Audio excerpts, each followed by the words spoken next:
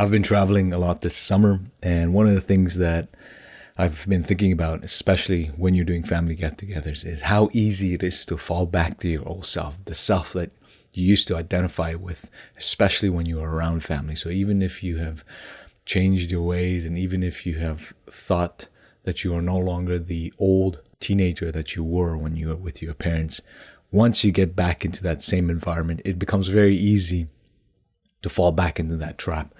And that's partially because your family projects what they think you should be and who you should be onto you. And if you're not careful, you end up absorbing that.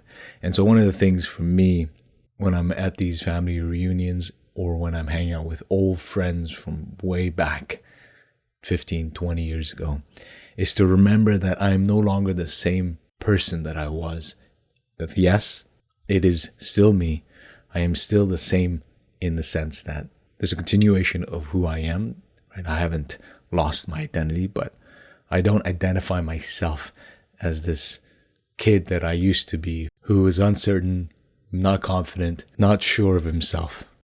I use this example to remind you that you're not a slave to this old self, this person that you used to be maybe 5, 10, 15, 20, 30, 40 years ago. So be aware of the triggers that make you fall back to this old self. Because I've been traveling, what I wanted to do is do a throwback to one of the old episodes of Kahlil Gibran. And I recently picked up a new book of Kahlil Gibran. It's called His Life and His World by Jean Gibran and Kahlil Gibran. And Jean is his wife, and Kahlil Gibran, it's another Kahlil Gibran, and that's his cousin. So I'll have to do this book sometime in the future. But for today, I'm doing a throwback to an old episode that I've done on Gibran. And one of the most beautiful poems from inside of The Prophet, which is Kahlil Gibran's masterpiece. Because he goes on to say about the Prophet, I think I've never been without the Prophet since I first conceived the book back in Mount Lebanon. It seems to have been a part of me. I kept the manuscript 4 years before I delivered it over to my publisher because I wanted to be sure, I wanted to be very sure that every word of it was the very best I had to offer. The Prophet is truly majestic. So if you haven't read it, I highly recommend reading it. There's a poem in here about pain that I'm going to read.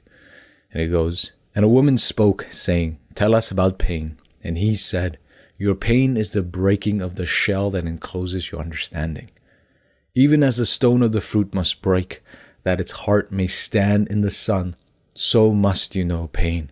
And could you keep your heart in wonder at the daily miracles of your life, your pain would not seem less wondrous than your joy. And you would accept the seasons of your heart, even as you have always accepted the seasons that pass over your fields. And you would watch with serenity through the winters of your grief. Much of your pain is self-chosen. It is the bitter potion by which the physician within you heals your sick self. Therefore, trust the physician and drink his remedy in silence and tranquility. For his hand, though heavy and hard, is guided by the tender hand of the unseen. And the cup he brings, though it burns your lips, has been fashioned of the clay which the potter has moistened with his own sacred tears. One of the reasons why this poem sticks out to me is a reminder that the pain and the suffering that we go through, that oftentimes is the bitter potion by which the physician within us, right, the higher self within us, heals us of our wounds. Suffering is the fire that burns the impurities, as you would do with gold when you put it in the furnace to burn all the impurities. The last thing I want to mention is if you're not subscribed to the podcast, do subscribe on. And if you haven't already signed up for my newsletter, each week I send out Wisdom Wednesday, where I share wisdom from history's greatest minds.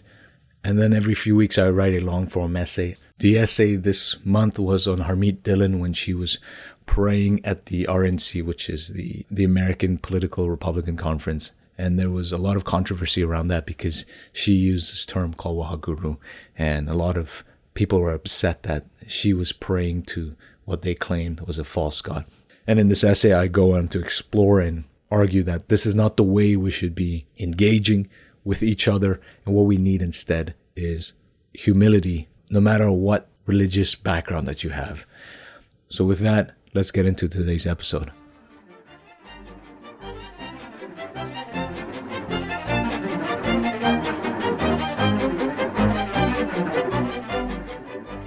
Your soul is oftentimes a battlefield upon which your reason and your judgment wage war against your passion and your appetite.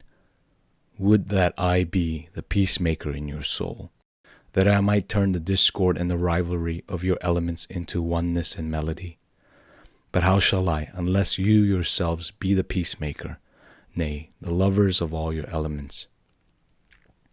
Your reason and your passion are the rudder and the sails of your seafaring soul. If either your sails or your rudder be broken, you can but toss and drift, or else be held at a standstill in the mid-sea. For reason, ruling alone, is a force confining, and passion, unattended, is a flame that burns to its own destruction. Therefore, let your soul exalt your reason to the height of passion, that it may sing, and let it direct your passion with reason, that your passion may live through its own daily resurrection, and like the phoenix rise above its own ashes. I would have you consider your judgment and your appetite, even as you would two loved guests in your house. Surely, you would not honor one guest above the other, for he who is more mindful of one loses the love and the faith of both. Among the hills, when you sit in the cool shade of the white poplars, sharing the peace and serenity of distant fields and meadows, then let your heart say in silence, God rests in reason. And when the storm comes, and the mighty wind shakes the forest, and thunder and lightning proclaim the majesty of the sky, then let your heart say in awe, God moves in passion. And since you are a breath in God's sphere and a leaf in God's forest, you too should rest in reason and move in passion. This is an excerpt from The Prophet by Kahlil Gibran. Kahlil Gibran is a poet, philosopher, and artist. He was born in Lebanon, born 1883, died 1931. He was considered a voice that called for unity and also for people to think deeply and to love strongly. He was also, interesting enough, almost excommunicated and considered a rebel for his views by the Maronite Catholic community. But when he died in 1931, he was considered a brother by the Maronite community. And at his funeral at Bsharri, Lebanon, it ended up bringing many religious leaders from all faiths to come and honor a man who wanted unity, who wanted peace, who wanted others to share in kindness and in love. Gibran's writing was instrumental in sparking a renaissance in Arabic literature and is one of the most read poets after Shakespeare and Lao Tzu. And The Prophet, the book that I have in my hand, has never been out of print since it was released. It's been translated into over 100 languages, making it one of the top 10 translated books in the United States. We covered the second most translated book in the world, which is The Prince by Antoine Saint-Exupéry. The Prophet is also the best-selling book in the 20th century in the United States. So when I was researching Gibran's life and the book, turns out that he's had a very strong impact in culture. So Elvis Presley apparently loved Gibran's poems and gave hundreds of thousands away to people. Johnny Cash also loved Gibran's work. Gibran, being an artist, drew Carl Jung and Rabindranath Tagore, who is an Indian polymath. Gibran was also considered a political revolutionary. One of the fascinating things that I found out was that the famous JFK quote, John F. Kennedy's quote, when he says, "And so, my fellow Americans, ask not what your country can do for you, ask what you can do for your country." That is taken from one of Gibran's articles. So Gibran wrote an article called "The New Frontier," the new frontier in Lebanon, when he was in Lebanon, and I'm quote, "Come, tell me who and what are you? Are you a politician asking what your country can do for you? Or are you a zealous one asking what you can do for your country. If you are the first, then you are a parasite. Is the second, then you are an oasis in a desert. Very clear here that JFK borrowed from Gibran. That's because JFK loved Gibran's work. By the time that Gibran died at the age of 48 from cirrhosis and tuberculosis, he had achieved literary fame both in the US and also in Europe, reminiscent of Leo Tolstoy's fame by the age of 50.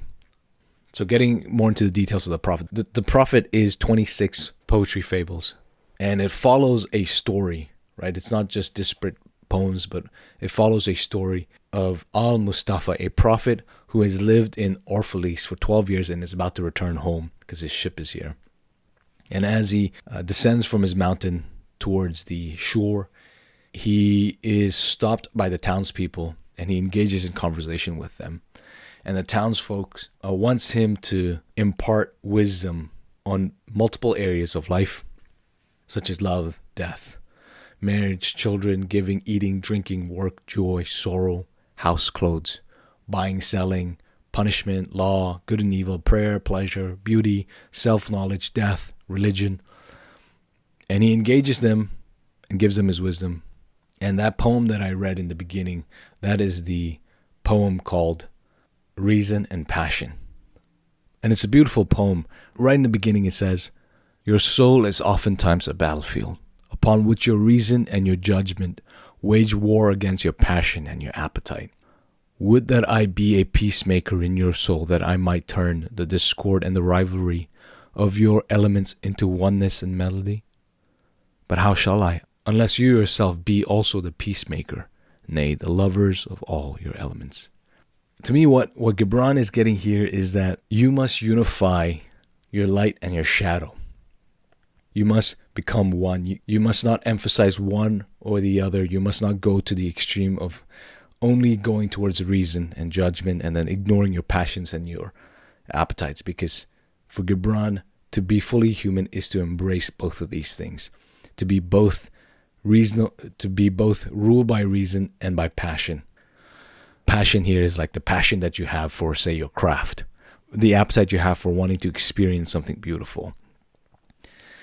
This idea of harmonizing your light and your shadow, your reason and your judgment. This is a theme that comes up over and over again in the Prophet. Because Gibran, one of his main points is to emphasize individuality, is to emphasize your uniqueness and for you to embrace it. And we'll get to this, but Gibran's philosophy, just based on the Prophet and a few others that I read, it seems like Gibran is trying to find a middle way of not overemphasizing one thing over the other, not overemphasizing detachment as the Stoics would, and not falling over and embracing passion only or becoming an Epicurean. The other thing in this poem that I liked quite a lot was when he said, "Therefore let your soul exalt your reason to the height of passion, that it may sing, and let it direct your passion with reason, that your passion may live through its own daily resurrection, and like the phoenix rise above its own ashes." He's getting at this interplay between passion and reason and how both of them, if you can cultivate them to be together, if you can exalt your reason to the heights of your passion, then you can make your reason even more powerful and much more impactful. And if you can allow your passion to be directed by reason, then your passion will live and rise daily, and you'll never run out of passion. There's that wisdom in here where you are not being driven by one or the other. You are allowing reason, rationality to direct the passions that you have, so you are not engaging in things that would be damaging to your reason. And you're calling your reason to rise high to the level of your passion. In so doing, you become much more thoughtful, much more deep thinking. And that's something that Gibran wants you to do. So in the opening of the Prophet, as Al-Mustafa is coming down from the mountain, he says, "How often have you sailed in my dream He's talking about his ship. And now you come in my awakening, which is my deeper dream. Am I ready to go? And my eagerness with sails full awaits the wind. And the way I read this, the ship that arrives as Al-Mustafa's is a metaphor for death. And Al-Mustafa is ready for death, and he's been preparing for death for the past 12 years. And so for us, when you've contemplated on your mortality, like Confucius says, if you reflect on your death in the morning, then at night you will be ready for it. What you end up realizing that death is simply the birth of a new dawn. Like, we don't know what happens on the other end of death. But in you being able to be at peace with it allows you to embrace death when it happens.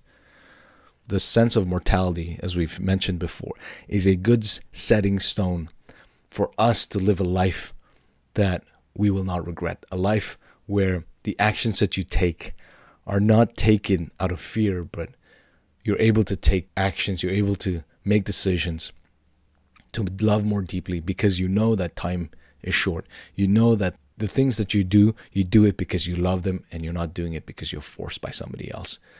But you can only really do this if you've reflected on your mortality. And so when we move into love, and on the poem of love, he says, when love beckons you, follow him. Though his ways are hard and steep, when his wings enfold you, yield to him. Though the sword hidden among his pinions may wound you, for even as love crowns you, so shall he crucify you. Even as he is for your growth, so he is for your pruning. Even as he ascends to your heights and caresses your tenderest branches that quiver in the sun, so shall he descend to your roots and shake them in their clinging to the earth. Gibran's point here is that to love deeply, is no easy task. And you can see a big difference between infatuation and love here. If you're infatuated, it's not going to do or have much of an impact on you. One is like a mist and the other is an ocean. And love being like an ocean, when you give yourself to love, what you will end up seeing in yourself is all the parts that you want to hide, all your flaws that you want to hide, they will come to the forefront. Yet it is in this very act of giving yourself to love that your flaws are refined, they're molded, they're shaped by love. And through that, you peek into divinity. I think there's something beautiful when he says, for even as love crowns you, so shall he crucify you. I think no man enters heaven if he has no love. It doesn't matter how perfect his philosophy is or how sound his theology might be. Without love, the gates remain shut to you forever. Hence, Gibran's emphasis on love. This idea of love comes up over and over again throughout all of his poems. He says, fill each other's cup, but drink not from one cup. Give one another of your bread, but eat not from the same loaf. Sing and dance together and be joyous, but let each one of you be alone. He's saying, give yourself freely to your loved ones, but don't expect something in return. When he says, but let each one of you be alone. This is a repeating theme in the Prophet. Gibran stresses the importance of individuality, of being alone, insofar as you mustn't depend on the rigid doctrines to direct how you live, to direct your thoughts. Right? So when you love and when you give the bread. Don't participate in the bread that you've given. Like, don't expect to eat from it. And when you're singing and dancing together, learn to also sing and dance by yourself. And we're going to get to this point about solitude later on in this episode. So he says, when you love, you should not say, God is in my heart, but rather, I am in the heart of God. And think not you can direct the course of love. For love, if it finds you worthy, directs your course. I mentioned in a podcast that I did with a friend of mine, Jim Madden, where we were talking about loving our wives. And either him or I had mentioned that we don't love our wives because we love God. We love our wives because we love our wives. So like, I love my wife because I love my wife, not because I love God that I love my wife.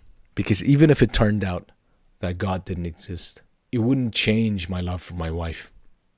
If my wife dies and I curse God and I reject God, I wouldn't love my wife any less because I rejected God. I would love her just the same, if not more. And that's why when Gibran says, when you love, you should not say God is in my heart, but rather I am in the heart of God. That stuck with me. And I was thinking about it. You don't love because God is in your heart, but you love because you are the heart of God. I think that's a beautiful way of putting it. So moving to a different poem, and the poem on children, he says, your children are not your children. They are the sons and daughters of life's longing for itself. They come through you, but not from you. And though they are with you, yet they belong not to you. You may give them your love, but not your thoughts, for they have their own thoughts. You may house their bodies, but not their souls, for their souls dwell in the house of tomorrow, which you cannot visit, not even in your dreams. You may strive to be like them, but seek not to make them like you, for life goes not backward, nor tarries with yesterday. You are the bow from which your children as living arrows are sent forth. The archer sees the mark upon the path of the infinite, and he bends you with his might, that his arrows may go swift and far. Let your bending in the archer's hand be for gladness, for even as he loves the arrow that flies, so he loves the bow that is stable. As a father, seeing my daughter grow is one of the most beautiful things, and obviously this poem stuck out to me, and I read that poem multiple times. You are keenly aware that your children are going to grow up and leave this house, just as you left your parents' house and are now living your life. And what I liked about this specific poem was when he says that you cannot force your thoughts onto your children. And you should probably know this. When your parents have tried to force some thought onto you, you end up usually rebelling. And so instead, what Al-Mustafa is imparting here is that you should give your children the love. And for me, one of the things that I want to impart on my children is the love for wisdom. And as we read in Proverbs, which is episode 11, King Solomon is telling his children to love wisdom and to always seek her because she's better than gold. She's better than anything. Because in finding wisdom and in living in the presence of wisdom, your life is going to be better. Because the decisions you make, the things that you do, the things that you think about are geared towards the beautiful things, are geared towards the good things, are geared towards seeking truth. If you can do this, then you will live a virtuous life and you will live a long and prosperous life. So in this poem, when he says, you are the bow from which your children as living arrows are sent forth, there's a lot of things packed in here, right? First thing that I wrote down was, you bestow onto your children the things you want them to understand. You prepare them for the world so that when they're sent forth from you, that you will know that they will live a virtuous life long after you've died. And as a parent, that's what you want, right? You want your children to love deeply, to live in wisdom, to have wisdom, to be kind, to stand up for truth, to defend the weak, to be anti-fragile. And for them to do that, you have to be a stable bow, as he says, right? So that the infinite can shoot your children through it. I like that poem specifically, and I recommend reading that poem. Moving on to a different section, and now Al-Mustafa is talking about giving. And to me, this is related to the whole children thing and to love as a whole. He says, you give but little when you give of your possessions. It is when you give of yourself that you truly give. For what are your possessions but things you keep and guard for fear you may need them tomorrow? Your most precious asset is not your wealth, is not your possessions, it's your time. And so to give yourself is to give your time. And to give your time is to give yourself. And that is the insight that Gibran is teaching through Al-Mustafa. Right? It is when you give of yourself that you truly give. Because when you give of yourself, that is the most precious thing to you. The time that you have is the most precious thing. And that is the greatest gift that you can give to someone. If you think of all your best friendships, none of them are bought by money or by fame or by wealth. It is the opposite. It is likely the friendships that you built when you didn't have anything. It is built through the sacrificing of your time. It is built through the pouring of yourself into the friendship. And this is why you hear stories of people when they acquire a ton of wealth, they become quite weary of friendships because they cannot tell who their real friends and who their real friends from their fake friends, right? You tend to draw a lot of attention when you have a lot of wealth, friendships that normally you wouldn't be friends that normally you wouldn't be friends with. And so Gibran obviously sees this and understands this as somebody who achieved literary fame before his death. And so the way you tell the difference, and for you to get to the point where you have true friends, Gibran wants you to do that through giving of yourself. And so he says, there are those who give with joy, and that joy is their reward. And there are those who give with pain, and that pain is their baptism. Right? And for those of us who find it difficult to give, it's even more important to give, right? Whether that's of your time or even of your possession. For it is only in giving that your heart grows. And it is through that you are able to expand your love. Within most religious traditions, there's this idea of giving back, whether that's tithing, whether that's giving back 10%, 20%, 15%, whatever it is. And the idea is that what you acquired, what you earned, is not yours to begin with. And so you must give back. And you're giving back to the church or to the mosque or to the synagogue, to the temple. There's something beautiful about that because it builds within the individual, within the psyche of the community, that really this life is not about acquiring and keeping everything to yourself and being selfish, but it's rather about giving back. Because it is in the act of giving that there is joy that you get, and it is the act of giving that you develop your character. It's well known that when you give your money, when you give your time to some charity, you feel a much deeper sense of meaning by doing that. And that's why there are all these charities and foundations that get built by people who acquire a lot of wealth, because they get to the point when they realize that, yes, having all this is great, but what's more important is actually doing something with this to give back. Because ultimately, nothing that you own, none of your possessions are yours. You're simply managing it until you die, because when you die, you can take nothing with you to your grave. And the only thing you can take with you is your character. And for us, it is the character that we are building. And one of the ways we're doing that is through giving. And so Gibran says, you often say, I would give, but only to the deserving. The trees in your orchard say not so, nor the flocks in your pasture. They give that they may live, for to withhold is to perish. Right? Gibran's point is that you must give without expectation, and you must give freely. Do not withhold, do not be greedy, both in your possession and with yourself. And one thing that I wrote down was, if you have a jam-packed calendar, and that makes it impossible for you to make time to cultivate deep friendships, reconsider your calendar. Right? No man who reaches the end of his life wishes that his calendar remain more full, or that his calendar remain continuously full until the very last breath. But every man says that he wished he had deeper friendships, because the fact is, the older you grow, the more alone time you're going to have, and the less friends that you're going to see, and the less friends you're going to have. One, your friends are going to die. And two, the older you get, the less likely you're going to travel to see your friend, because distance is going to play a huge factor. You imagine for a second spending your whole life without deep friendship, and then you get old. And then at that moment you realize, like anything in this world, because you haven't sacrificed your time into building up friendship, you no longer have the friends that you thought that you have.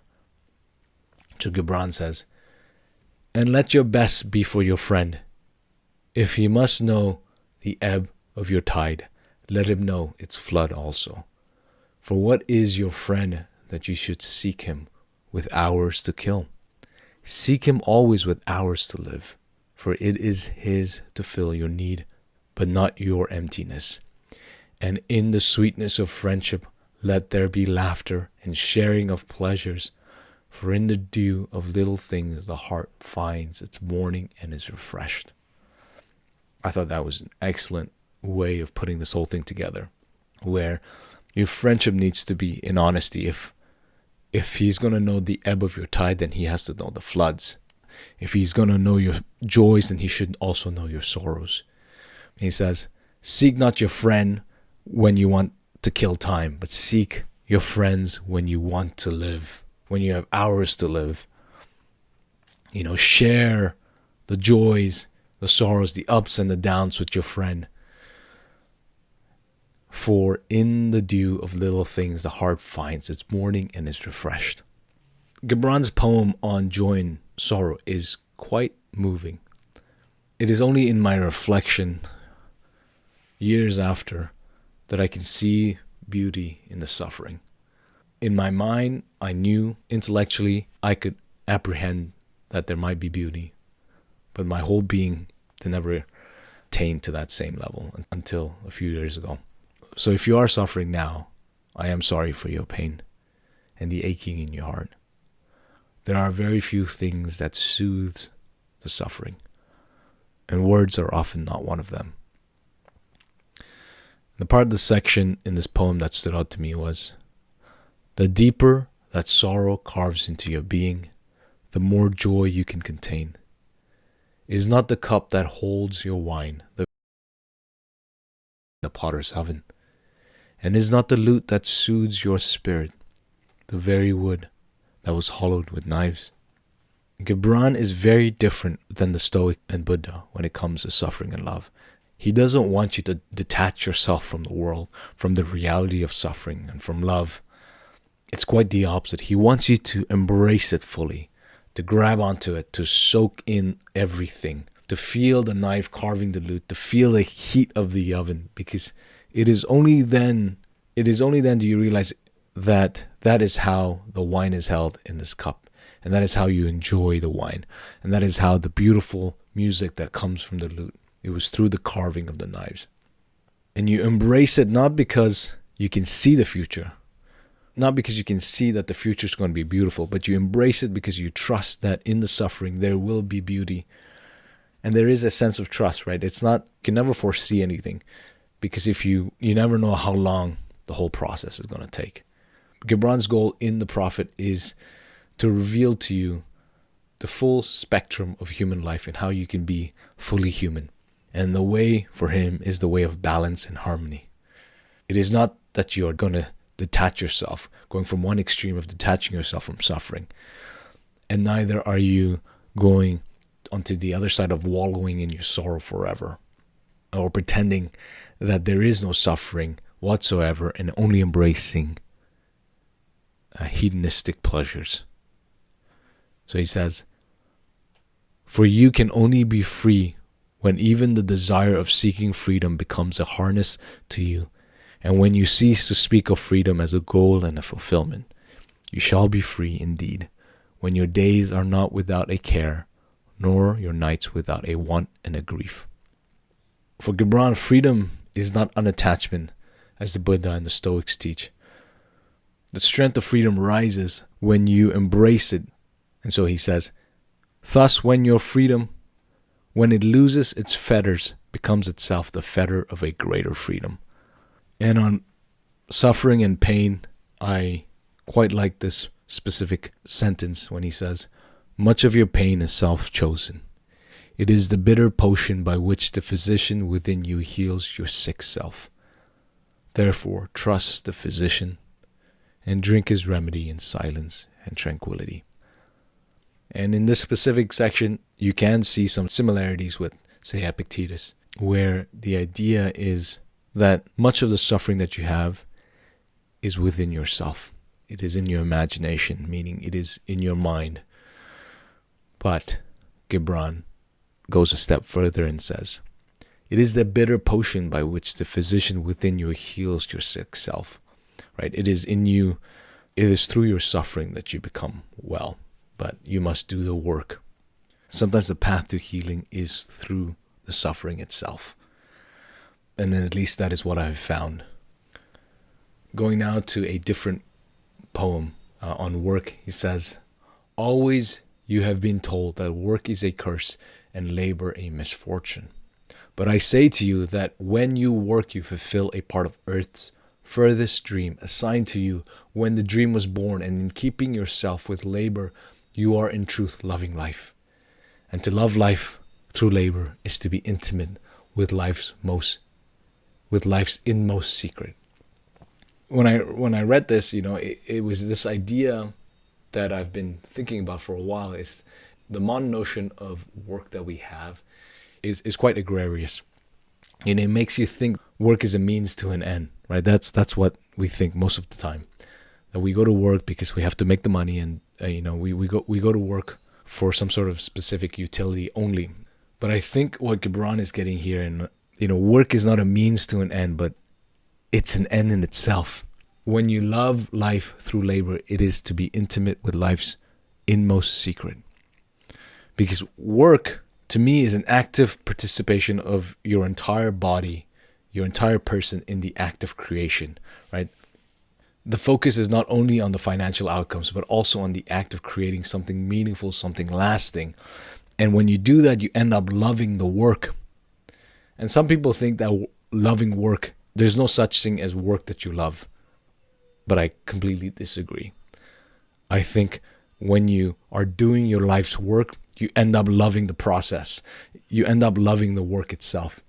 You don't become a workaholic in the same sense where you abandon your family, you abandon your friends to go to work, but the work itself makes you a better person. And if you can do work like that, there is satisfaction and fulfillment because both your intellect and your body are now engaged in this process of work. And so Gibran writes, "What is it to work with love? Is it to weave the cloth with threads drawn from your heart, even as if your beloved were to wear that cloth? Is it to build a house with affection, even as if your beloved were to dwell in that house?" This one stood out to me because, in our society, we've severed the bond between you as the creator and your creation. Work has become a means of acquiring material possession. And this connection between the creator and his creation, between you and what you create, has led and continues to lead to a soulless existence where anxiety is the norm, where waking up on a Monday is dreaded, where trying to rest on a Sunday is dreaded because you're thinking about the next day. And weekends become a fleeting rest from the draining work week. Whereas the work that Gibran is talking about is work where it makes you a better person. It fills you up. It makes you feel alive. And so he goes on to say, if you do not work with love, then he says, don't work at all. And I like this one section from that poem. And I quote, "If you bake bread with indifference, you bake a bitter bread that feeds but half man's hunger. And if you sing, though as angels, and love not the singing, you muffle man's ears to the voices of the day and the voices of the night." What Gibran is getting here, the insight that he has, is if you are able to find work, or if you do work that you find to be your life's calling, that is a different type of work, because any time that you are doing it, you have your passion, you have your love behind it, and you're doing it to the fullest ability, to the best of your ability. Whereas if you do something that you don't want to do, that you're doing simply as a means to an end to get more, to collect more prizes, that type of work is not worth the malice that your soul develops. It wants to encourage you to say, when you work, work with all your being connected to it. Take charge of that work and create the best that you can create. He has a poem about food and eating, which reminded me of how easily in the West we take food for granted. And partially that's because we have divorced the work of the hands of the butcher and the people who are buying it from it, right? So because you can now just go to a grocery store. You can find all the meat that you want to buy without ever having to kill the animal yourself or clean the animal. There's no blood, there's no bones, they're simply nicely packed. But this numbs us to the reality of life, that when you look at life as a whole, you can see the cyclical nature of it. We eat food to nourish our bodies, but then when we die, our bodies, when it's buried, nourishes the ground, and then the ground gives life. And what Gibran in this poem beautifully says is that we should be reflecting more deeply on the food that we eat and how we're eating it and how we got the food on our plate. And I think we should do this, especially in the West, where you don't have to actually kill your own food. And the reality is most of us don't hunt, and even if we do it for game. You're doing it more so because it's a choice, right? And you have the ability to do it.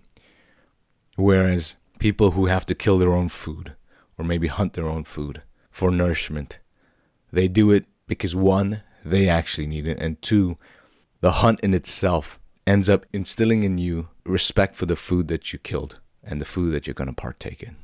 Whereas for us in the West, we lack this, and because we do, we tend to have very little respect for the food. And so I'll give you an example of when I was younger. I had to kill my own chicken at one point, and that was, at that age, one of the worst and best things for me, because that experience almost turned me into a vegetarian. I felt guilty for having to kill this chicken and having to clean this chicken, and I hardly could eat dinner that night. And the thought of becoming a vegetarian, to the thought of never having to kill another animal, became very enticing to me. But when I considered becoming a vegetarian, there was this one thing I realized, and it was that if I became one, I would have to still kill plants to nourish myself. And further, some life beyond the plant had to be taken so that my nourishment was not going to be destroyed. When I was tending my garden, I would still have to make sure to kill all the bugs and all the mice so that they didn't eat my plant. And as a result of that, I ended up not becoming a vegetarian. So Gibran says, "Would that you could live on the fragrance of the earth, and like an air plant sustained by the light.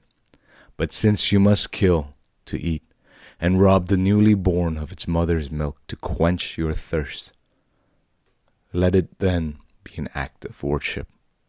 And let your broad stand an altar on which the pure and the innocent of forest and plain are sacrificed for that which is purer and more innocent in man. When you kill a beast, say to him in your heart, by the same power that slays you, I too am slain, and I too shall be consumed. For the law that delivered you into my hand shall deliver me into a mightier hand. Your blood and my blood is naught but the sap that feeds the tree of heaven. And when you crush an apple with your teeth, say to it in your heart, your seeds shall live in my body, and the buds of your tomorrow shall blossom in my heart. And your fragrance shall be my breath, and together we shall rejoice through all the seasons. And in the autumn, when you gather the grapes of your vineyards for the winepress, say in your heart, I too am a vineyard, and my fruit shall be gathered for the winepress. And like new wine, I shall be kept in eternal vessels. And in the winter, when you draw the wine, let there be in your heart a song for each cup. And let there be in the song a remembrance for the autumn days, and for the vineyard, and for the winepress. I thought that was beautifully written and brings together this idea that when we partake in anything, right, whether that's a simple meal or a table full of food, there should always be gratitude in your heart. And I think this idea of being grateful for your food is a small token that you can do daily. The other poem I wanted to highlight was this poem called Self-Knowledge. And in it, he has this line, and I'm quoting, your hearts know in silence the secrets of the days and the nights, but your ears thirst for the sound of your heart's knowledge. You would know in words that which you have always known in thought. And that line stood out to me because Gibran is getting at this one thing we've spoken about before.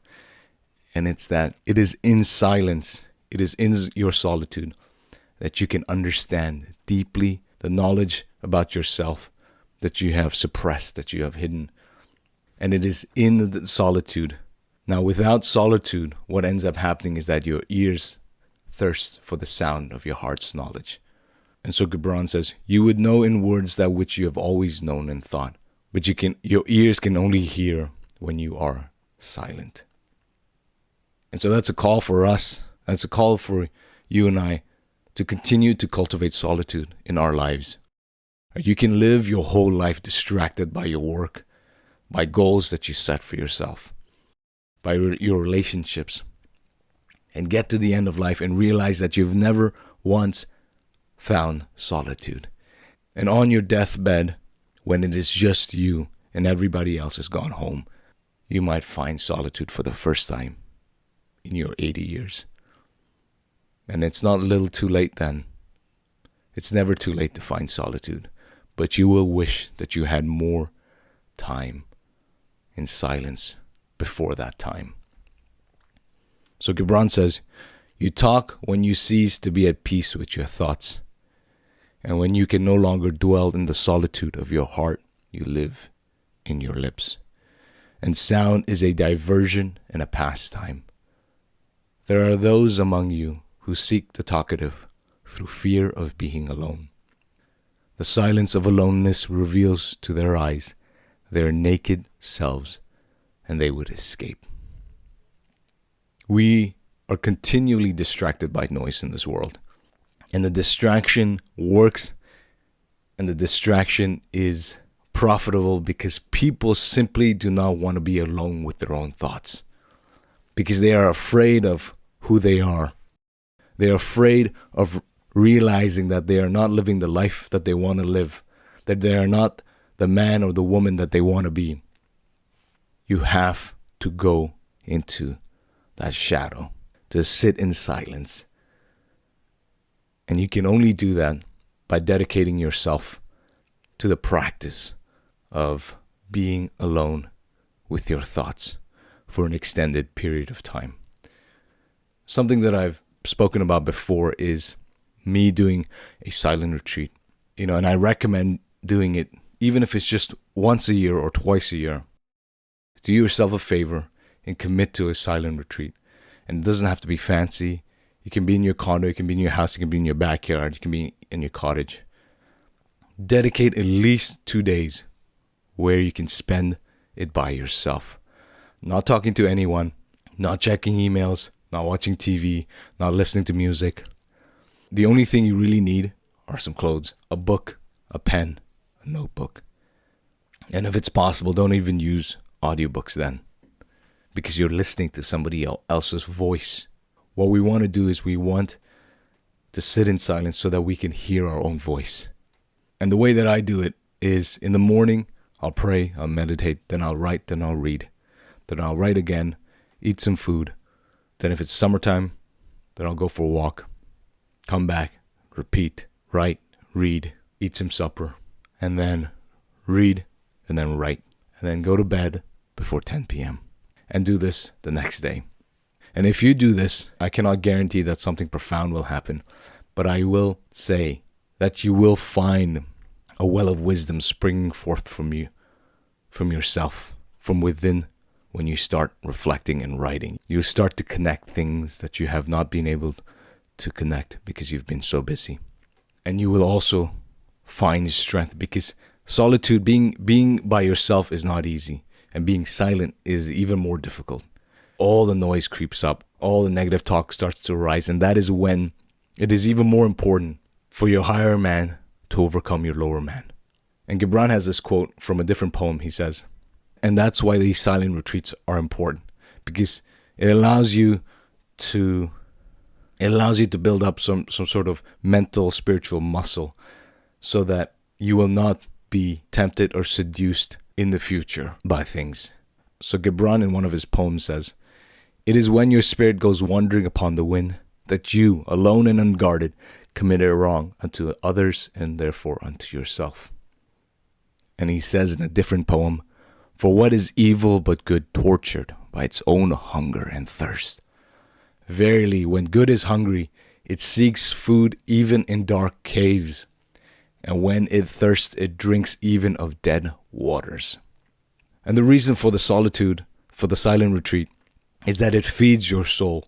And when your soul is fed, it is not hungry and it will not seek out food in dark caves, or neither will it drink water from dead waters.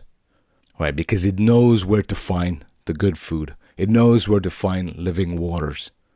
And so Gibran says, and even as each one of you stands alone in God's knowledge, so must each one of you be alone in his knowledge of God and in his understanding of the earth. The point that Gibran's making is nobody can call the distractions away, the noise in your life, but yourself. And only you, truly you, can be alone in his knowledge of God and in the understanding of the earth. Gibran's poem on self-knowledge has a section where he says, say not I have found the truth, but rather I have found a truth. Say not I have found the path of the soul. Say rather, I have met the soul walking upon my path. For the soul walking upon all paths, the soul walks not upon a line, neither does it grow like a reed. The soul unfolds like a lotus of countless petals. He's getting here that there isn't just a single truth in this life. That if you find truth, you have found a truth, not the truth. And when you're walking on the path to finding meaning, to finding purpose, is that you must walk. And when you have started walking on the path, as he says, say not I have found the path of the soul, but say rather I have met the soul walking upon my path.